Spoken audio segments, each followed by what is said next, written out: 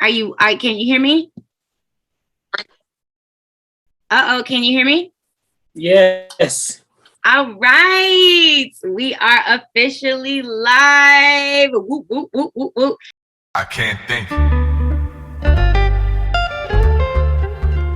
So thank you for watching and thank you for coming back to my episode as well as show and channel. If you are new to this, you are listening to My First Amendment with Miss Kiki Kamau podcast. I am your host. And I want to introduce my guest, but I wrote it down because it was so important to me to introduce my guest properly.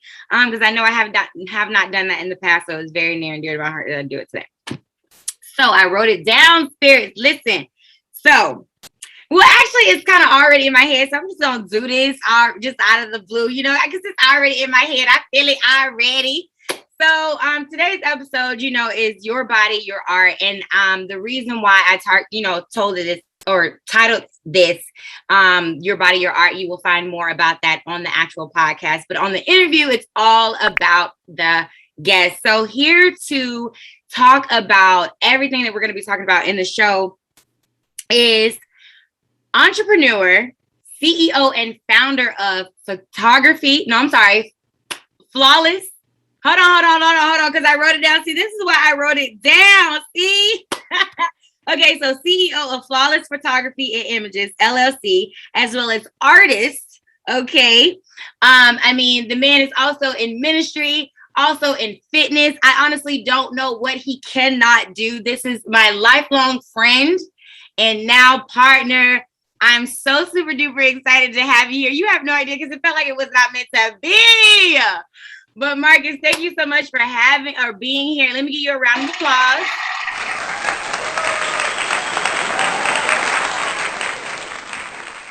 Yes. Thank you, kids.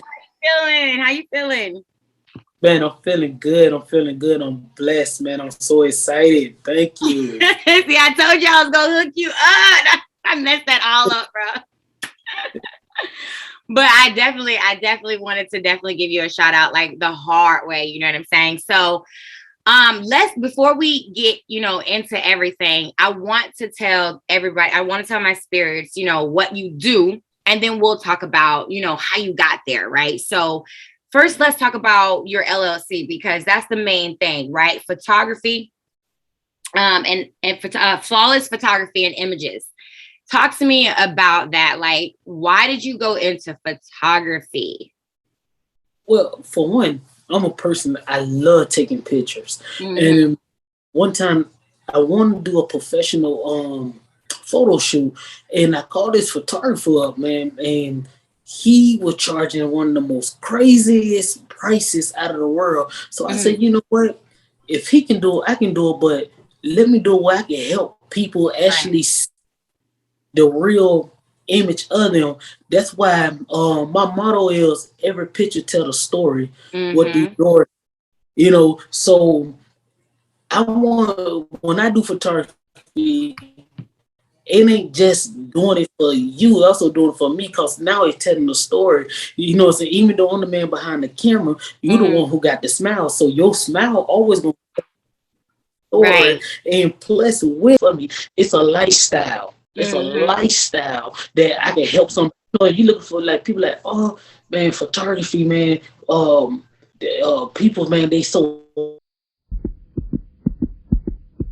Listen, I can give you a decent price, and I'm gonna make it look good. And I'm gonna let's enjoy this breeze on our face. Let's enjoy the sun. That's what I'm about. Okay, I love that, and I have been seeing photography, all your photos on your Instagram and everything like that. And let me see here, because I know on your Instagram you also have your you have a website as well, but I don't think it's attached to your photography, but that's coming up. But it is attached to your fitness, right? Yes. Okay, but you definitely have a lot of photos on your Instagram, and they are beautiful photography, and you take all different kinds of photography. And talk to us about. Because what I love about you is that when I was talking to you and I was like, man, listen, I might need somebody to do some photography for me. And you actually set up the scenes. I've never heard a photographer do that. Usually, you're about to go to a photo shoot you go into a studio, you know what I mean, and things like that, but you bring the props, you know what I mean, like you actually provide things like that. So talk to me, give me a couple of like scenarios on when you actually did something like that. So we actually had a Christmas shoot. Two girls I know wanted to do it. So the way they wanted to go, I'm like, nah, this ain't. See, one thing about it, my name is attached to a lot of stuff, so I have to make, So I went and got boxes. I went and got paper. I wrapped them up myself. Nice. I went and bought the Christmas tree. Everything, even the like. I wanted to do all this because I wanted to make it pop. It had to tell a story. Yes. If it don't tell the story, then it's just like blank paper. So every time I take a picture, I'm writing a story. I'm telling a story. I cannot leave it blank. I love that. And you really work with like your customers, and you have so many customers. You get booked constantly, like, and you've actually gone, like, it's to the point where you have loyal customers that have actually shipped you out. Yes. Am I wrong? Right. So let's talk about that. Like, tell me one of those stories. Oh man. I had a customer, man, flew me all the way to Hawaii. Wow. Yeah, man. And when I tell you, I had so much fun. I was there for a job, but it felt so much like a vacation. I bet. Like royalty. Yes. I am royalty. You know what I'm saying? Yes, you are. Yes, you are, King. Yes. The people don't know me, but it's just the spirit and what lives in me, what connected with them, is why they treat me like that. And I always wake up with a smile, and I always say that I always thank God for a brand new journey, and I want him to always lead me into that brand new journey, because I don't know where he lead me at, but unfortunately he led me to a whole another scenery. I don't know what sword I was stepping on, but when I stepped on, I know it was good sword. And when I was there, I know I planted my seeds and I let the garden grow. I did everything that I literally left a part of me there. And those people, man, I still talk to them right now to the day, man. They bless. That is me. Awesome. And I'm assuming, were you expecting that trip? Like, were you expecting to get flown out to Hawaii, or? No, I really wasn't. Man, it was literally like a last minute thing. They're like, yo, hey Marcus, do you want to go, man? I'm like, look, I got my bags packed right now. Let's go. Right. That's crazy. That is awesome. I love hearing the thrivingness of, businesses, because a lot of us feel like, once we start our businesses and things like that, we start to feel like a little rock bottom. We want to give up and things like that, but you kept going. So talk to me a little bit about that. Did you face any struggles when you first started, like when you first opened up? Oh yeah, I faced a lot of struggles. For one, I learned a long time ago that family is one of the biggest keys your struggles. Family always think you should do everything free for them, and no, you still have to make your money. And another thing that you'll see, that sometimes your closest friend in your family will go with somebody else besides you, and then you'll get you'll be like, I do the same thing, so why not come to me instead of them? So it's little things you always got to look over, because if I would have let that get to me, I would have failed. But I keep running. What I'm gonna do? You always got to look to the heritage you're going to fail. You got to know that stuff is bigger than you. So you got to stand there. You got to open up your hands and you have to grab it. I love that. Yes. So you have definitely faced some trials and tribulations. You definitely didn't grow up like super duper easy. And then from what I know from your story, right, you didn't grow up easy, but then you ended up going into ministry. So is that like your first love, or is photography your first love? Actually, ministry was first love. I actually grew up in church. Okay. My mom, she been a Sunday school teacher since I was a baby. So I grew up watching my mama sitting at the table studying day in, day night. My mom's on the phone with prayer partners 4 o'clock in the morning with their Bibles studying stuff. So it grew on me, So I'm like destined to actually spread God's word. Okay, I love that. I absolutely love that. And you've been doing ministry for quite some time. You actually went to school for it as well, right? Yeah, I went to a lot of leadership classes. Wow. One of my leaders, she went to school and she taught it. She taught it for almost about 2 years. Her name Overseer Cherry Hill. That's my mentor. That's my shepherd. That's my leader. Man, I love her to death, man. I tell anybody, man, if you want a good leader, man, she is the person. She keep it 100, she keep it as if, but she love on you every time. And that's what I love, man. I was looking, she opened up her arms, never opened up before. She showed me the love. She showed me what it is to be a saint. She showed me that every person is not perfect. Cause in my head, I thought all church people got to be perfect. All church this persona and stuff like that, but she showed me that that's not what it is. She said everybody fell short of the glory, but even though when you fall short, you never stop. You never stop. You got to keep pushing. And she teaches us, because the name of our ministry is Faith Outreach Deliverance Ministry. So we work on faith. We teach faith. We drive with faith. Everything we do with faith. And that's what I love about her. No matter what you're going through, she always going to tell you, you got to have the faith. You got to keep pushing. You got to keep.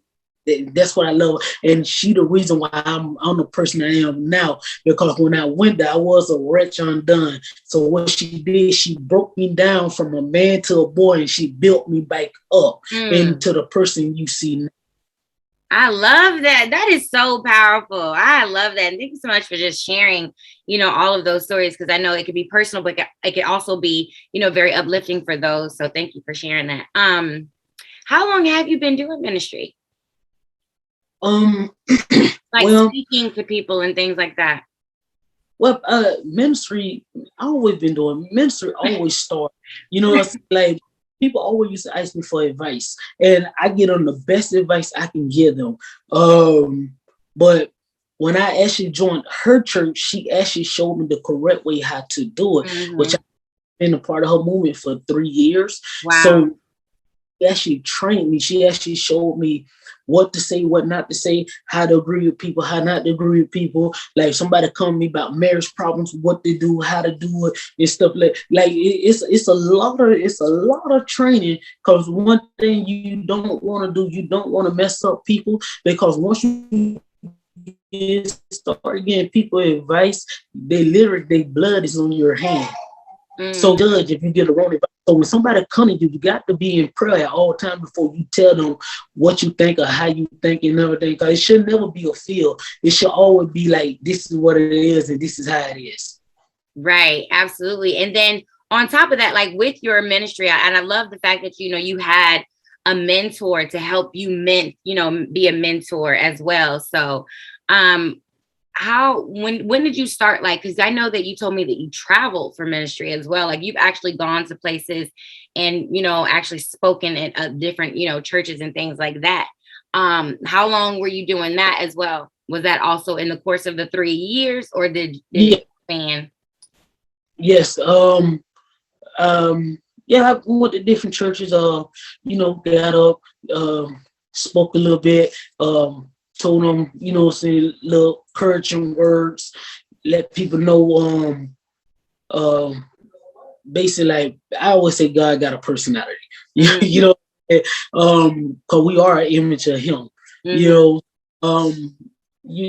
My thing is to show people that, church people can live. So you don't have to be afraid of us.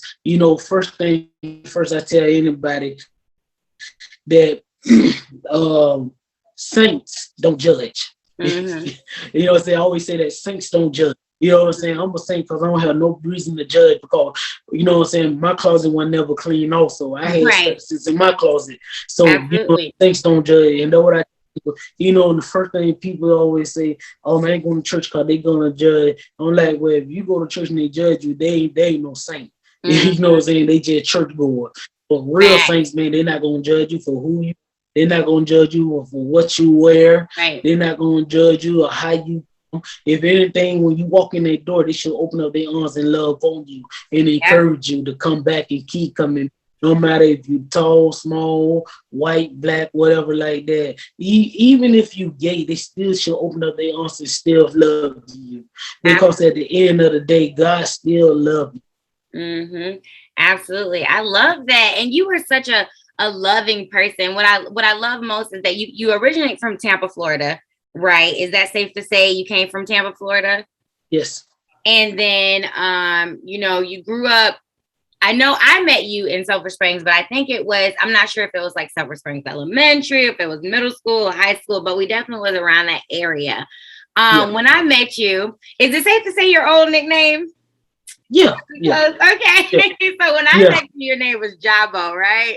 So that's how I knew you. I knew you was Jabo, the bad boy, this and that, you know, funny guy, all this good stuff.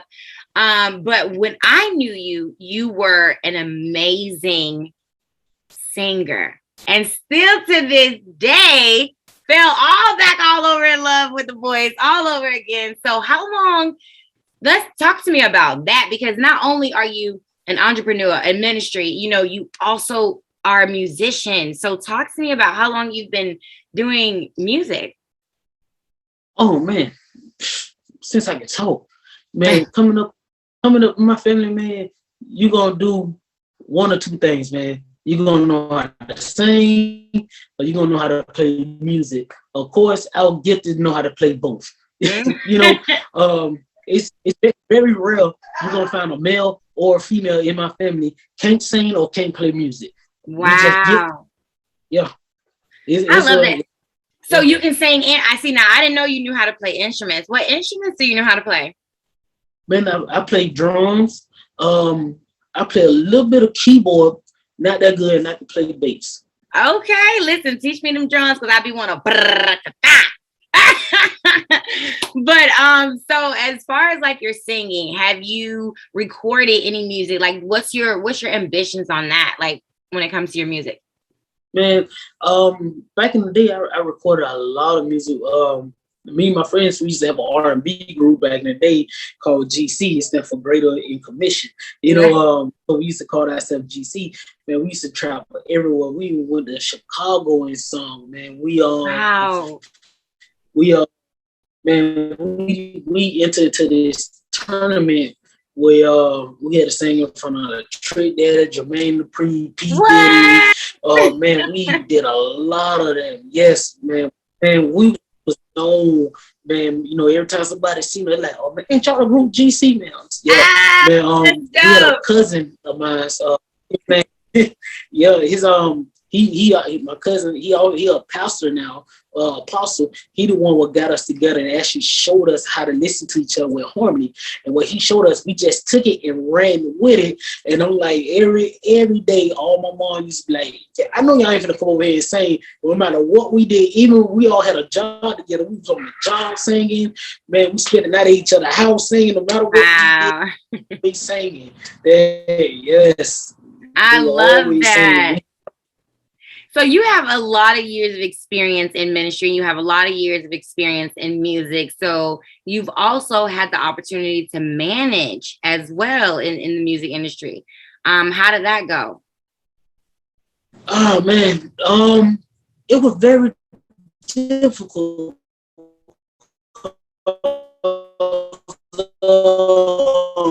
Getting a little sad experience, but we're coming back.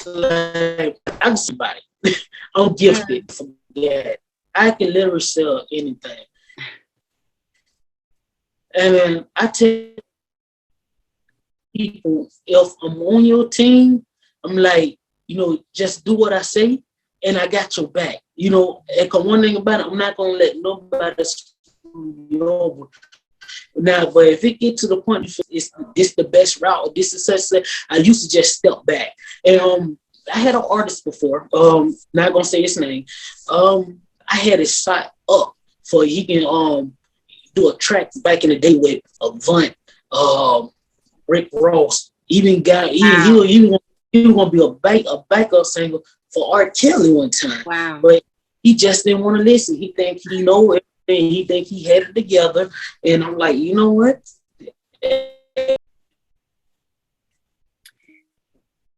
You kind of cut out just a tad. Just back up and she got it all together. You know, that's the thing. If you get a manager, okay. So like I was saying, people, if you get a manager, that's what they there for, to make so because they're what you hired them for. You hired them to do the job you say do. So if you feel like you can do it, don't hire them. Yeah. Okay. I love that, man. You have definitely done a lot of things. And I really do appreciate you for telling me, your history and things like that and how you got here. And another thing is what I forgot to talk about with the self-image, because you are a photographer. I know you struggled. I don't know. I'm asking. Have you ever struggled with like self-image yourself and confidence yourself? Because you bring it out into your, the people when you do photography. So do you ever struggle? Have you ever struggled with that yourself? Oh, never.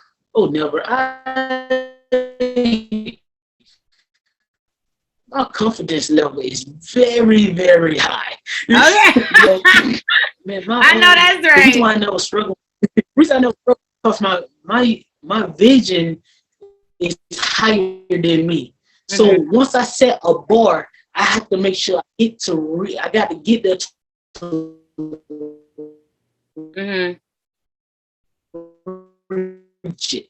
You know what I mean? And a lot of people are like, well, what about your vision? I say, and you got people who have a vision. People who hustle, eventually that hustle gonna run out. But when you're an entrepreneur and you work your vision, it won't, because you constantly have to work it in order to reach. My confidence is always high because I gotta go in order to have the right mindset to do everything I need to do. And once I know I'm at a stable point, then I'm gonna bring the best out of you, especially when I get the camera and I shoot you. I'm going to get the best out of you because I'm going to make you feel comfortable. I'm going to make you feel alive. You're going to smile. We're going to get some good work. Yes, and that you do. You definitely make them ladies feel comfortable because I have seen some beautiful naked photos and they were, very beautiful, very alive and very, very alert. The ladies were very, very alert. So I enjoyed it myself. So that's why I know that they too enjoyed it, because you can tell they were having fun. They were happy and, feeling very confident and free. So the fact that you can bring that out of somebody while they're naked, that is amazing, honestly, for real. So listen, when you gonna take my picture? No, so let's talk about the future, because we're running out of time here. We're on the clock. So talk to me about your upcoming moves, Mr. King, without, telling them too much. You don't want to give them too much. I don't want to give them too much. But what can we see? Like, what's happening with you? What's coming up next? Well, like I say, I don't care about short-term goals. So short-term goals, you can reach them in 2, 3 months, 5 months. I care about long-term goals, because long-term goals will make me run and give me the strides of where I need to be and how I need to be better. I actually always do a marketing plan.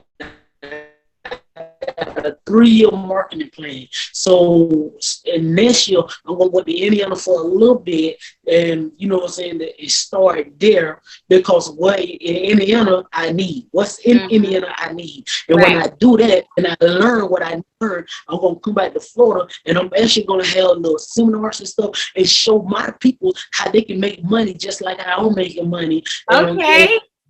Yes, because one thing about it, if I learn, I need to share. And that's wrong with that's what's wrong with our people. We get all information, we try to keep it to ourselves. But I'm the type of person, if I make $1 million, I want to see the next person make $1 million too. Listen, we all gotta win, right? Yeah, exactly. Yes. Exactly. So I do. I 3-year marketing plan, and I want to go to Indiana, then I want to go to Georgia, then I want to go to Texas. Then by the time I come back to Florida, I know for a fact that once I can do what I need to do, and I can finally breathe and kick my feet up and go to the beach like I want to, I know I finally did it. But until then, no sleep. And listen, I miss out on sleep because one thing about it, I have to keep working my vision. So you got a vision, you're not gonna be able to sleep. And if you sleeping, you can't work it. Preach on it. Talk to me nice, King. Talk to me nice. That's what I like to hear. Yes. I love to hear it. Yes. That's what this podcast episode was all about. And I'm telling you, you killed it. I didn't even, man, it couldn't have been no better if I fed you the lines. Like that was, you killed it. You really did. You really did. I loved it. I love talking to you. I'm so glad you're here. Thank you for waking me up. I think you woke everybody else up too. Woo, woo. Is people still raising the roof? I don't know. I am. I still do. I know, right? Hey, raise the roof. You feel me? Praise the Lord, right? So we still doing it because we praise it, right? Hey. They say give them a wave. That's right. That's right. I absolutely love it. Well, I'm super duper excited. Is there anything? We got about a few minutes here. We got about 2 or 3 minutes here. I want to make sure, Marcus, that they, my spirits get your handles. They know where to follow you. They know where to go, all that stuff. So talk to me nice. What's your handles, your Instagram, Facebook? Where else do you want them to follow you at? Where do you want to lead them? So my Facebook is Marcus Kirk. Marcus Marcus Kirk is KRK. My Instagram is Moline 8386. Moline is MOLIN 8386. And I also my Instagram. I mean not my Instagram, but my Snapchat. I'm always posting. I'm always on something. I'm always doing something, y'all. Then, y'all want to see me in person on Sundays? Y'all can always visit me at my church. It's Faith Outreach Deliverance Ministry. It's 2818 East Osmond Avenue. You'll see it right there. And that is in the great. Come in. We'll open our arms up. We'll open love. Yeah. Yes. What'd you say? Oh, I'm sorry. You kind of, the technology is weird, but that's in the great state of Florida, in the great city of Tampa Bay. Yes. So definitely go out, support Mr. Marcus here. Mr. I'm going to say this wrong one more time, but I'm going to get it right after this. Because once I messed up on live, like, in the world, once the world hear me mess up, ain't no messing up no more. So, Moline.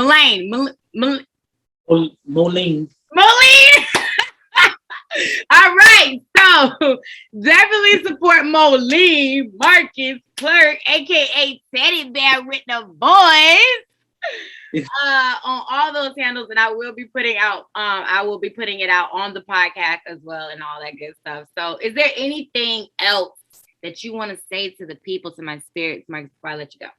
Yeah, man, the only thing I want to do, man, I want to encourage y'all, man.